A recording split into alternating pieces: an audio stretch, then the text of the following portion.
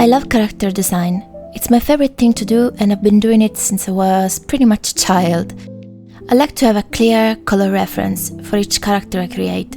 So what if I want to give mood light to a piece without directly affecting the character's colors? Let me show you this basic beginner trick that you can do on Procreate and pretty much every drawing software. A lot of artists use this method and it comes super handy, especially if you're indecisive, like me, on what mood to give to the piece. So let's begin. Assuming you already have a completed piece, I have mine flattened into a single layer. This will be our base and it will allow us to clip the layers above onto it. I'll keep all the full drawing layers grouped below. I'm gonna create a new layer and clip it to our base. This means that whatever you do on this layer from now on, it's going to be linked to our base and stay within its borders, as you can see here. I'm gonna pick a bluish purple for this piece. You can choose this color depending on the mood you want to achieve. Make sure for this part the color is not too saturated and bright, it needs to be muted because it's gonna be our shadow. As you can see, our character is in complete shade now and I'm gonna set the layer to multiply. I can also adjust the opacity to my liking, but this is definitely something we can tweak later on. At this point, we grab the eraser. If you just want to create a quick, less detailed mood light, pick a soft brush and lightly go over the artwork on the side you want to highlight. Like this. If you want it to be more detailed though, let me show you how I usually do it. This is also a great way to learn how to shade and give dimension to an artwork. Still using the soft brush, I like to start from the eyes, then softly going over the hair on all the parts I think the light will hit. Moving on to the face, I'm gonna erase on all the highest points. Cheekbones, nose, top of the lip, chin, don't forget the forehead of course. Try to modulate your pressure. You want good variation of soft and more harsh shadows, otherwise it's gonna be kind of unnatural and your character may end up looking like a blob. And we don't want that. Unless you're going for a blob, then by all means, just do whatever your heart desires. Now moving on to the neck and the lower part of the body, shoulders, arms, and you can always go back to the face if you feel like you're missing some details.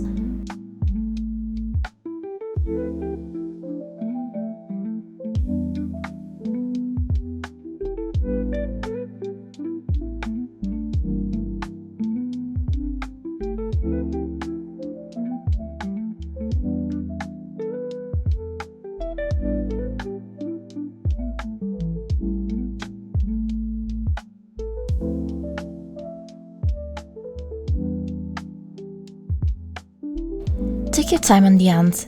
It's easy to make them look too flat. Try to keep the bone structure in mind. You don't have to be super precise, highlighting the highest parts is enough. Knuckles and wrist bone, for example, as I'm doing here.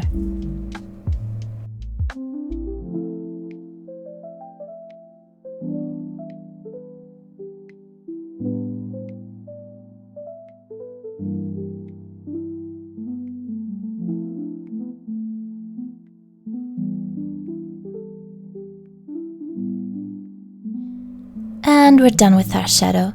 This is what you'll end up with in the end. Here's the before and after. Moving on to highlights. Create another layer above the shadow and clip it in. This time we are going to set the new layer on Add. This will give a luminous effect to your brush, but you need to use it carefully. We don't want to set our drawing on fire. Pick your color now. I like to create a contrasting effect. In this case I used a cold tone for our shadow, so let's go warmer for our highlights.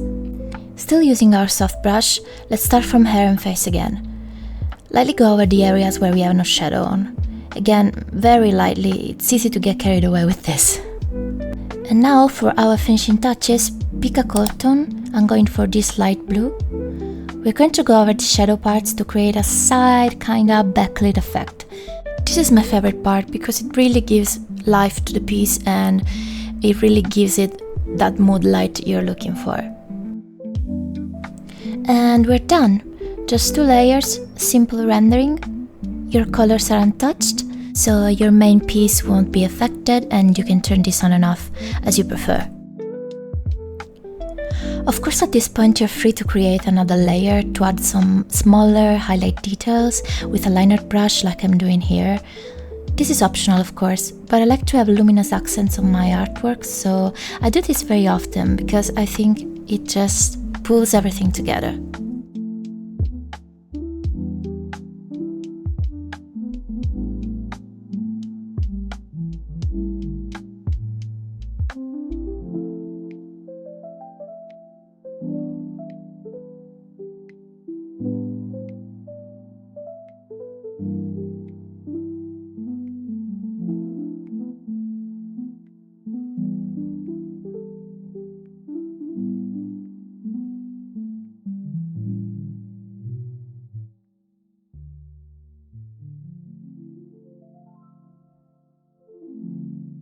Now we're really done. Thank you guys so much for watching, and I really hope you enjoyed this small tutorial. This is just one of the ways I do things on my art every day, and I really hope you find it helpful and inspiring. You can subscribe to my channel if you want to see more art videos like this one, and I hope to see you soon on my next video. Bye!